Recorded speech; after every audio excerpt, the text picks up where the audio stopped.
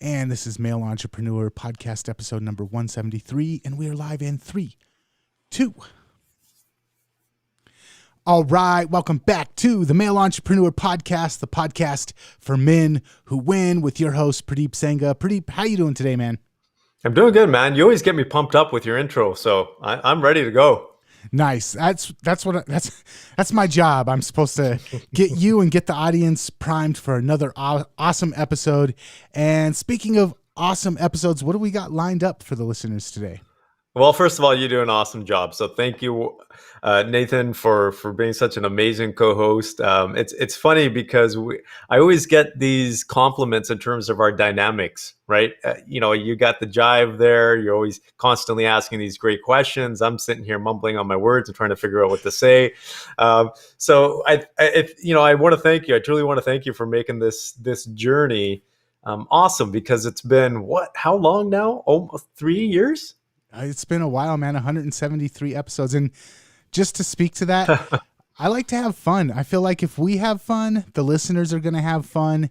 And for me, it's important. I mean, yeah, we want to talk about some important stuff. We want to get some knowledge across, but we also want to have fun. I think that as entrepreneurs and as high achieving people, sometimes we forget about the importance of having fun. And so I like having fun with these episodes.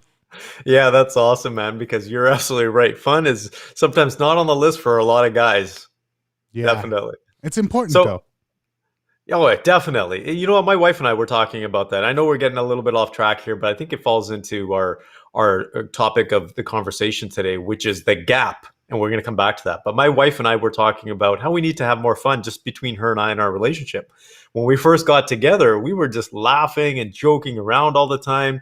Stuff that I would say to her about my past, for example, or past relationships or rendezvous or whatever it was, she would laugh at them. It doesn't quite have that same effect these days. But we were just having that conversation about how we just needed to laugh more and have more fun. And I think that's important to have. So when it comes to the gap, I think that's important. So what exactly is the gap? The gap is the space between, whether it's a time or the physical distance between where you are and where you want to be. That is what I call the gap. And sorry, go ahead. I was just going to say, when you said having fun, I was like, man, I have a lot of fun in the gap. What are you talking about? Yeah, for those of the guys that are listening in, you know exactly what we're talking about, and that is fun, definitely fun. And we might even talk about that today in this episode. But right on, Nathan. I feel like I just totally diverted the conversation there. I apologize. You did, because I could talk, again, this is my wife and I have these interesting conversations. So, let's save that one for another episode, because I think we could have a whole series on that one. But when it comes to the gap in goals, let's just put it that way, gaps in your business. Basically, it's if you have a target, if you're making X amount today and you want to make 2 times that amount, 2X in the future, that distance between where you are now and that 2X is a gap. And what that gap does is actually it does a number of things. For your brain, for example, it tells your brain to start thinking about how to close that gap, right? So your brain actually starts to predict, right, in terms of how to get there. Your brain actually starts to come up with these strategies of trying to get there. It also starts to solve problems that it sees that might stop you from getting there. So that is important. It's important to know where you're going, because that enables your brain to start thinking. But here's 2 things that are most important when it comes to gap. The gap can either motivate you, right? The gap is actually a big reason why you actually get motivated, because someone may say, hey, look, this is a challenge and I'm up for this challenge and I'm super motivated to get there. But the gap can actually do the complete opposite. If the gap is too big, if the gap is too daunting, or if you have some self-doubt in getting or closing that gap, it will actually demotivate you. It can actually cause you frustration and anxiety. And let me share an example. Working with this one gentleman that has a goal to hit a certain amount of money. It's 9 figures, and he's making 8 figures, and he'll get there. But his original, when he was first when he had this goal, when he first had this goal to hit 9 figures, it created that gap for him in terms of where he was to where he wanted to be for his revenue. And he was super motivated. So that gap created motivation for him. But after a couple of years, he was so obsessed with it, it became all consuming, that it became more of a frustration because every time he had a challenge, it just consumed him. He wasn't sleeping and he was taking time away from his family. Like it just became this whole obsession that he continued to get frustrated with. So that gap actually was taking away from his life. It was no longer motivating him. So one of the biggest things that we need to do is identify, is that gap actually motivating us, or is it actually causing us more frustration and demotivating us? So I read a book, this was years ago. It was called Bird by Bird. And Mm. the concept of the book was that instead of focusing on the mile that is way, way, way out there, just focus on the next step and then the next step after that.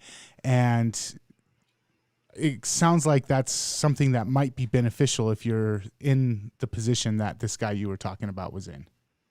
Absolutely. That's definitely one of the techniques or tactics that you can use, is taking one step at a time. Because if you conquer that one step, you're going to build up more motivation again. Because it's like looking up at 100 stairs. If you're looking at the very top, you're going to be like, holy crap, how am I going to get up there? But if you're just looking at that first one, it's a lot easier. So it's definitely one important aspect to be able to build more motivation. The other one that people talk about a lot is, why are you doing it? Right? What is the motivation in terms of the reason, the purpose for you wanting to close that gap? And it's important to know that. It's important to have that, because that is leverage. And some people, I've seen this all the time, where they may not move, they may not get their butts off the couch, for example, for one particular reason, but you give them another one and they'll do it. Right? So it's all about reasons. It's all about understanding why you're trying to close that gap as well. So good point there, Nathan. The thing that you just mentioned about stairs, a lot of times I think also we start climbing this staircase and we keep looking up to the top and we're like, man, look at all those stairs I have left to go. And we don't often enough take time to turn around and look at all the Mhm. stairs that we've already climbed. And I think that taking some time to be thankful for where you're at instead of always focusing on where you wish you were, just being able to look back and be like, man, look how far I've come, is something that I don't think we do enough. It's so important, and that's a beautiful analogy. It is so beautiful. It is, and here's something that I could relate to, because growing up on an orchard, if we were thinning trees or pruning trees, you're doing one tree at a time, and they're in rows. They're in rows of hundreds of trees, if maybe even thousands of trees. And if you're sitting there and you're like, I got to complete this, we call them blocks. A block of trees basically is a number of rows that are kind of in the same direction. You're like, it becomes daunting, and you're just looking, you're like, you're seeing hundreds of trees down the row and you're like, oh my god, like this is just never ending. But then when I would turn around and look at all the trees that we did and the difference in terms of what they look like, it'd be like, okay, it's actually worth it. So that's a really good point there, Nathan, because we have to give ourselves credit. And as men, I think sometimes we don't give ourselves enough credit, because we'll just continue to go without actually stopping and appreciating things. It's a really good point there, Nathan, because if you can actually stop and sit on a step, for example, and just chill out for a moment and actually appreciate where you are and see the scenery and see the environment, it's going to become a lot more, you can say, fulfilling than just continuing to walk up the hill just for the sake of walking up the hill. And it goes back to that whole, you can say, that common theme or cliche where it's about the journey, because it really is. And a lot of the times, Nathan, I don't think we study the steps enough. And let me explain what I mean by that. Is we're so busy trying to get up the steps that we don't see the little things in the steps itself. We don't see the cracks. We don't see the beauty in the steps. We don't see someone could have carved their name on the steps, right? There could be some art in the steps, and we don't take time to appreciate that or actually take that in, and that's really important. I think this is something I have to keep. Honestly, it's a constant challenge for me. I have to constantly sit there and just appreciate the moment, because that helps definitely keep that motivation going. Yeah, I think another thing that I know for me, I deal with this. I bet you probably can relate, and I bet almost every listener can relate. When we do get to the end of the gap, a lot of times instead of stopping and celebrating and enjoying the accomplishment, do is we immediately create another gap. We're like, I made it to 9 figures. All right, I got to make it to 10 figures now. Yeah, exactly. So it just becomes one gap after the next, right? And in all honesty, your entire life becomes a gap. It's actually kind of sad to see that or speak about that. But if you're not enjoying, if you're not growing as a person, I think that's the most important. Well, you're going to be challenged. It's really about who you are becoming more than anything, right? We talk about being the complete man, and that complete man is who you are becoming rather than what you are achieving. And that is so fundamental in this because that gap can be so big and you can have so many gaps. And if you're not appreciating who you're becoming, like you said, sitting there and actually appreciating how many stairs you climbed, how you've evolved as an individual, um, it's going to be tough. Like I try to do this all the time with myself, especially in my relationship with my wife, because we've gone through a lot of challenges. And I always try to figure out, okay, how have I evolved? How have I changed as a result? And when I can do that, it actually feels pretty good because I'm like, oh, I used to react in that way during those situations. I don't do that anymore. Mm-hmm. Or I know how to navigate this situation a lot better now. Or understand my wife now because I've changed something in my thinking, in my approach, my perception. It's really cool to see how we change. So I'm going to take this back to something that you said at the beginning of the episode about just the gap being so big or so many steps. Dealing with overwhelm, I know a lot of times running my business kind of feels like walking into a messy house. Like I open the door and there's a stack of mail that needs to be sorted. I need to vacuum. I need to finish the dishes. I need to fold my clothes. Some of the counters need to be dusted. Bills need to be paid. And I just look at all of it and I don't know where to start. And I'm just like, you know what? Screw this. I'm going to sit down and I'm going to play Xbox for the next 3 hours. Mm. And I think that a lot of times entrepreneurs feel like that when they're looking at the gap. They just feel overwhelmed and they just feel like, I don't even know where to start. There's so much here.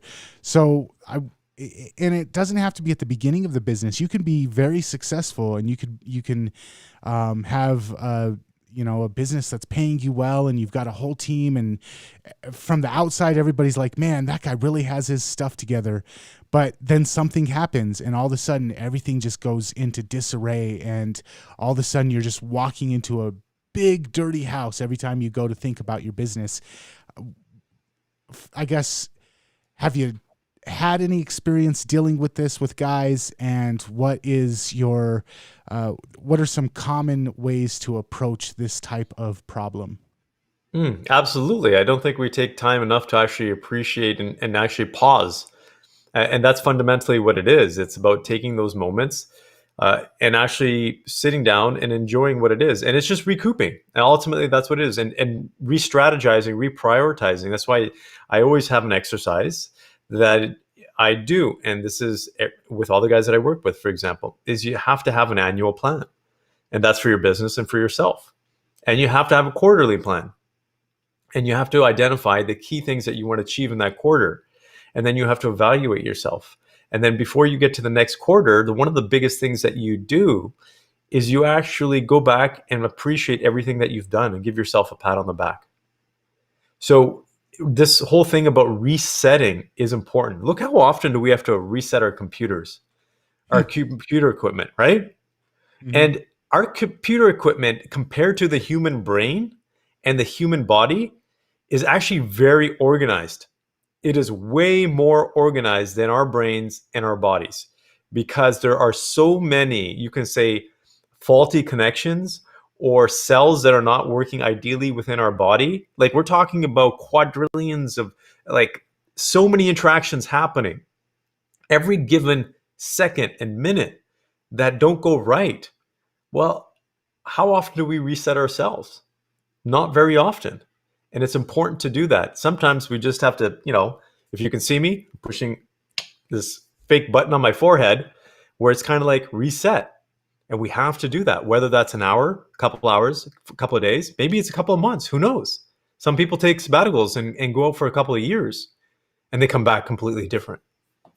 Yeah, going on a vacation, just getting out of town for the weekend. Um, Meditation. This is one of the things that when I first started working with you, you always ragged on about meditation. I was like, meditation, man, that doesn't work for me. But I've actually implemented it over the last couple of months. And just taking that 5 to 10 minutes in the morning to do that reset has made a tremendous difference. And I never thought it would be so powerful, but it does exactly what you were describing there. That's awesome, man. I'm so happy to hear that. It is so happy because a lot of people misconstrued meditation to believe that it's a way of spiritual connection, which it is. But you're not going to be enlightened because you meditate. That's not what, and a lot of people are trying to do that, and that's not what it is. Meditation is a practice. It is just like any other discipline. It's a practice where you get to basically create a focus for your brain, create awareness, and actually train your brain rather than your brain training you. So I'm so happy to hear that, Nathan. I'm excited to hear in a couple of more months in terms of how you're feeling with it or doing with it. Nice. Okay, so we did do an episode recently about when I kind of first went on this journey, and you kind of held my hand, and I'd love to follow up on it. I want to ask though, before we're out of here today, we've talked a little bit about how you work with guys and how you help them mind the gap or get over the gap, and I just kind of want to know if a guy is listening to this and they're like, hey, maybe I should reach out to Purdeep. Maybe he can help me with some of the stuff I'm dealing with in my business. What does that kind of look like? How does working with you on that type of level, how do people go about making that connection? And then what can they expect if they do reach out to you and start working with you?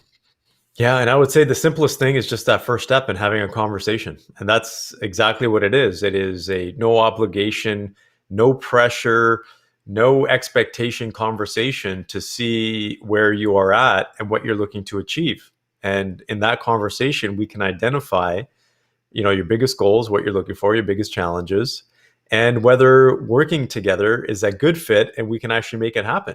And that's ultimately what it is. It's basically two guys having a conversation and we go from there. And then if somebody does decide, hey, I really like this guy, I think that he can help me out. What does that next step kind of look like for people?